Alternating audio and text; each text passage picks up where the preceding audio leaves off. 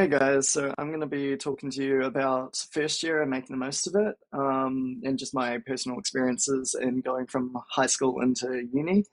I'm splitting this presentation up into 5 bits. So I'm first going to talk a little bit about me and my degree, about university itself and study, meeting people and finding your mates, halls flooding and other means of accommodation, and then also a little bit on safety.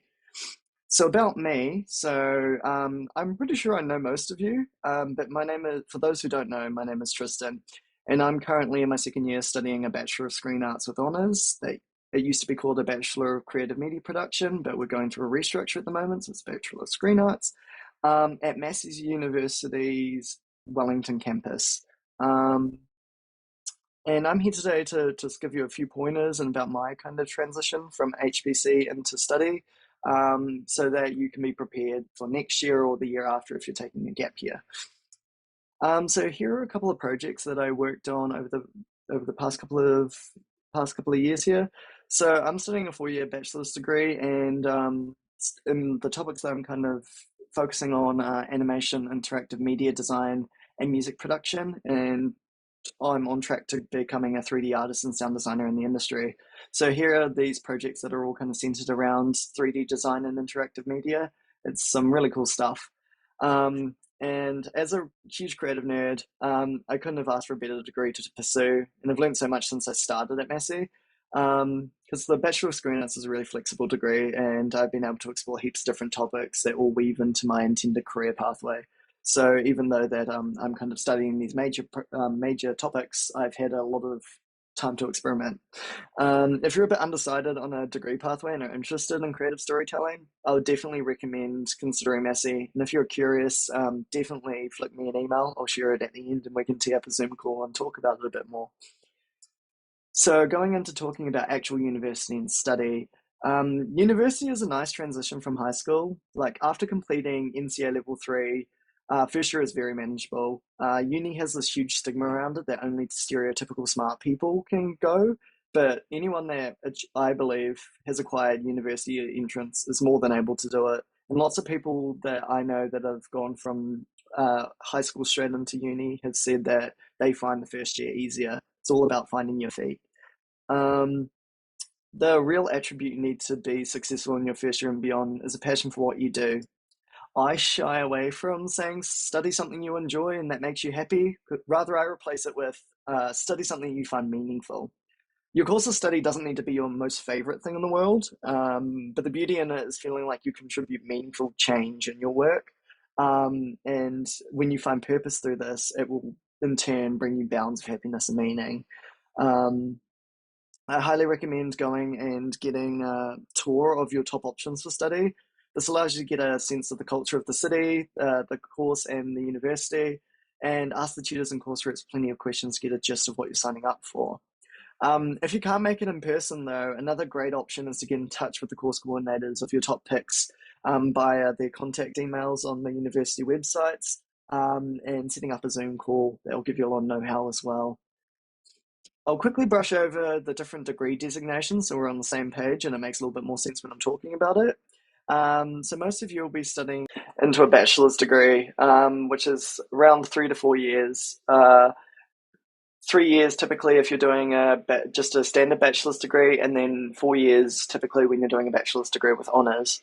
There are also certificates which are 1 year long and diplomas which are about 2 to 3 years long. It's important to remember that there's no right university pathway to a career. However, a bachelor's degree is the most widely accepted qualification by employers. I like to compare it to NCA level 3, like how level 3 is the preferred secondary qualification.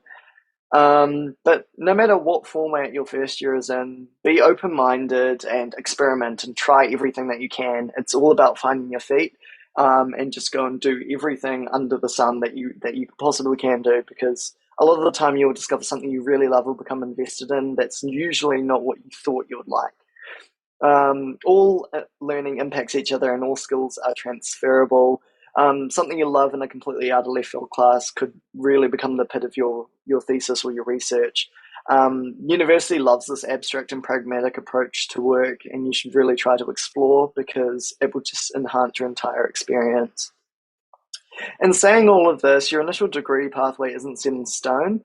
No pathway is. I'm not saying try every degree under the sun, but if you aren't finding your degree fulfilling, know that you don't have to force yourself to do it. There are academic advisors that you can talk to about your options, and even your tutors themselves. They've heard this before or gone through this before, so they can give you a good insight of where you could go if you or what you could do to kind of enhance your experience. Um, this is why I say like try as many things as you can in your elective and specialization courses, for you might find your true calling in those, especially because a lot of them they work quite nicely in with your degree or in about the same field, so you kind of get to explore the entire field in quite a lot of depth. The best university guide that kind of shows this flexibility and these electives and the structure is what Massey University gave us for my degree when it was the Bachelor of Creative Media Production. You've got the specialization papers, which are kind of going into our majors. You have quite a lot of flexibility in those. Those are up the top in the yellow. The core papers that everyone needs to do are in the blue, and then you've got the two elective slots down the bottom. Um, and like for my elective, I filled it with a music production and a concept design paper because I really enjoyed like design and visual communication and music at HPC. So I kind of wove those into my degree as well, and I ended up enjoying those the most of all, just because of that point of difference. You can see the same kind of opportunity for exploration in the University of Auckland's Bachelor of Engineering with honours degree, down there in the general education course. And here is the University of Otago's Bachelor of Science in Sports Science, which shows 144 points or about 8 courses of elective space. So you've got 8 papers that you can take in other places to really experiment as well. Then there's also, this is on the Victoria University of Wellington's website, talking about kind of further customizability to your degrees. Um, I'm not going to go really in depth talking about this because that's really specific to your university, but it's kind of just pointing out that there is a lot of flexibility and you can really tailor your courses to you. And then another good resource to be able to find like these courses and these electives is like this is on the Victoria University of Wellington website as well. It's a course searcher, so you can go and search up anything and see what courses that they've got that you can enroll in.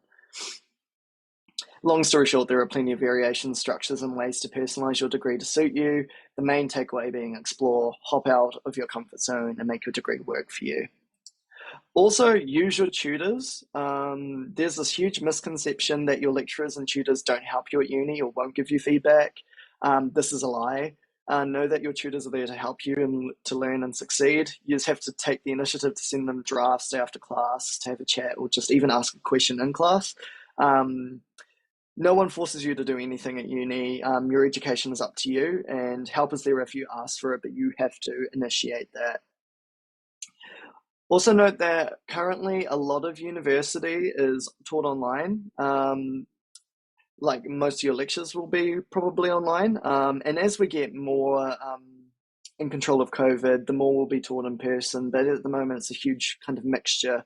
So there'll be a mixture of online content and online Zooms and stuff like that, mixed with going to in-person workshops or practical classes. It will vary by degree. But most universities have a very powerful set of online learning tools to accommodate this. All of my hand-ins and assessments are submitted online, much like how HPC uses Google Classroom. This is Massey's online platform called Stream, and it's fantastic. And so going into meeting people and finding your mates, meeting people is the greatest part of university, and that's coming from a guy who would well up getting a merit at high school.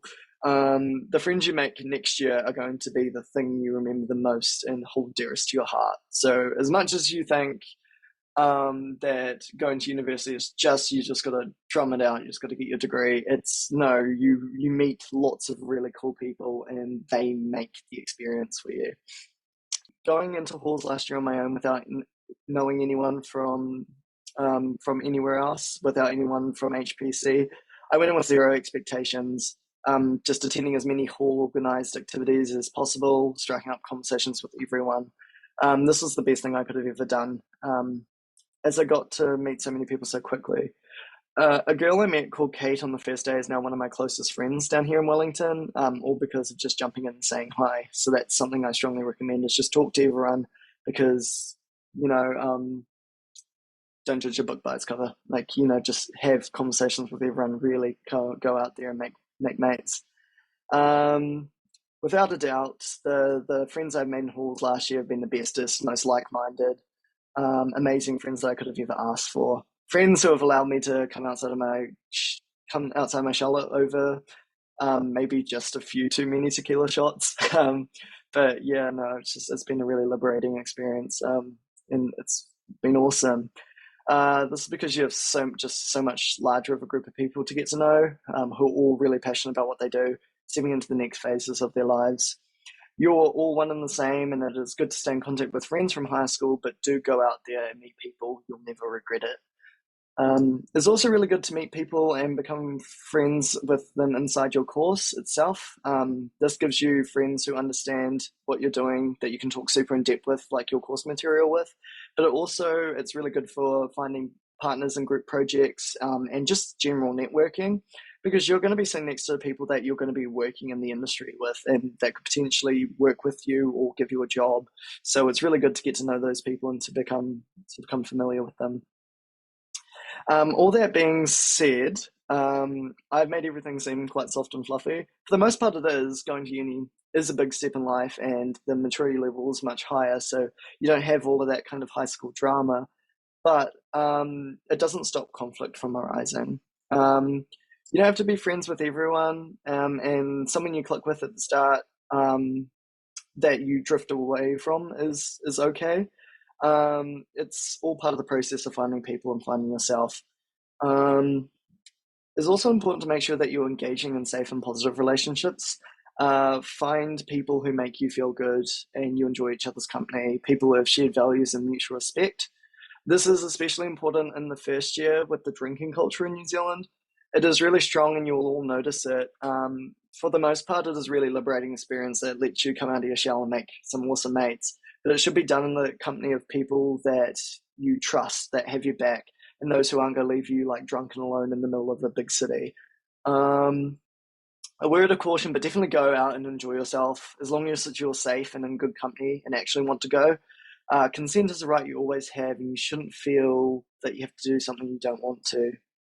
Uni is your chance to figure out who you are on your terms and to start constructing your life. You're always in control and on your terms, and never let that someone take that power from you.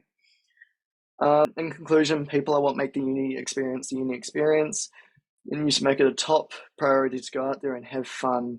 Um, Join clubs, get part-time jobs, do internships, market days, engage in the culture, that in the cities. There is so much to explore in the big smoke, and you'll have a whale of a time doing it. The best thing I've ever done is signing up to classes at the gym. Most gyms have awesome student plans and are a fun way to keep fit and to meet new people. Now going into halls and flatting. Um, This is my room from last year. Usually the best accommodation to stay in during first year are the halls. These are environments where a whole lot of first year high school leavers like yourselves are going to be beginning your university careers. And it's a place where the staff and your RAs, which are residential assistants, are basically, the organisers. They're your mentors. They've been in your shoes and know exactly what you're going through. Halls are also very safe environments where you can learn the ins and outs of study while making friends and having fun. Almost all of my friends I've met down here have been through halls or through someone I've met at halls. They may not be the most glamorous places to live. I ended up actually getting a really nice room last year, but this isn't what they all look like. They're not the most glamorous places, but they're a fantastic first step into flatting on your own. Most halls are catered, but if you have the option to cook for yourself, I highly recommend that. Hall food is not great, and most people I know who got catered ended up cooking for themselves by the end of the year. Um, Cooking for yourself gives you the chance to understand budgeting when it comes to grocery shopping, but you also get to find out what you like to eat and generally how to cook well. Um, my hall was self-catered last year, and all of us cooking together ended up being not only a delicious experience, but a great way to connect with others and to make friends. If you are choosing to go flatting or commuting from home next year, those are awesome and generally cheaper options where you can have just as much fun.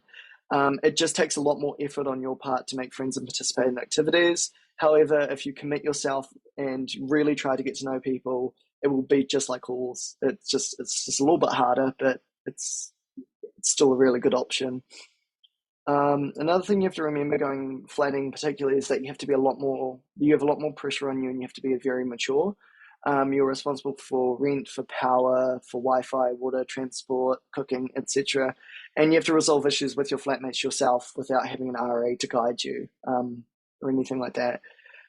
Generally, halls is a nice stepping stone into flatting, which is awesome to do in your second year. And yeah, no matter where you stay next year, it's not going to be cheap. So I highly recommend getting a full-time summer job to stack away some cash, either for a rainy day fund or if you're lacking support monetarily to actually cover your expenses. Money Hub recommends around $2,000 of savings being a good number. I would say anywhere from 2,500 to 3 grand, due to inflation at the moment, especially in Auckland and Wellington, which are both going through housing crises. For the past 2 years, I've had two summer jobs to save for uni and have made around 8 grand each season, which has allowed me to live comfortably during study periods. I understand a lot of you are going to have to get a part time job to be able to afford studying. I had a part time job last year where I ended up working about 20 hours a week with study. It's totally manageable to maintain a job while studying, it's just all about time management.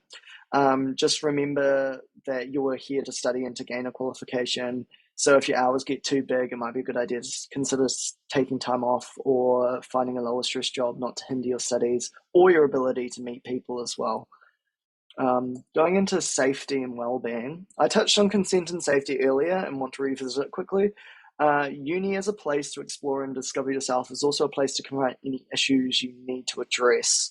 Mental health is very important for this big step in your life, and for you to engage in your course and friendships to your fullest, you need to be in a good mental well-being. Universities typically have great health and counselling services for things as simple as getting a checkup to referrals, and discussions about mental health, and also services for victims of violence. Most of my friends have gone and had discussions with GPs or counsellors. They've set them up with awesome treatment plans to deal with mental health, general health, and traumatic events. Anything you might be going through is okay, and it's okay to go ask for help when you need it. Your health and safety comes first, so definitely familiarise yourself with the services available at or near your university or polytech. Also, make sure to have emergency contacts slash plans just in case. This can be as simple as giving your friend your phone number, telling them where you're going, or having a meeting place in case of an emergency or a sticky situation. This is especially important when you decide to go out with your friends drinking or when you're going to meet potential romantic partners, especially for those of you who are women or gender diverse. Some people may hassle or take advantage of you when vulnerable, so always make sure you have people close and have a plan if things get rocky. Um, Living in a new city is super fun, rewarding, and most of the time safe, but it's always better to be on that safer side. So in conclusion, after all this info, the main points I want you to take away is that uni is a truly liberating step forward into adult life where you start doing things that mean something to you and you meet people that you will love until the end of time. University paves a path to a rewarding career where you can truly make a mark on the world, giving you the opportunity to explore your options as well. Living in a new city on your terms gives you the opportunity to grow into yourself and to discover who you want to be while having an awesome time doing it. University halls are an awesome first step into living on your own, taking care of yourself and making friends to set you up for your second year and beyond. Your safety and well-being is your top concern, a requirement for successfully studying and socializing. Don't be afraid to reach out for help when you need it.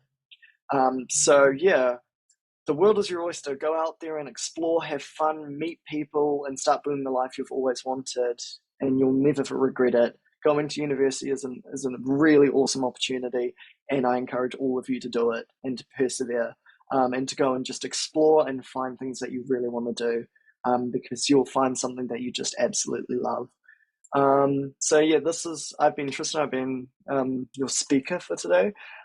Here's my email if you wish to get in touch just about any queries, or if you're interested in the Bachelor of Screen Arts. Yeah, just send me an email or get it off via Tony. Yeah, thank you.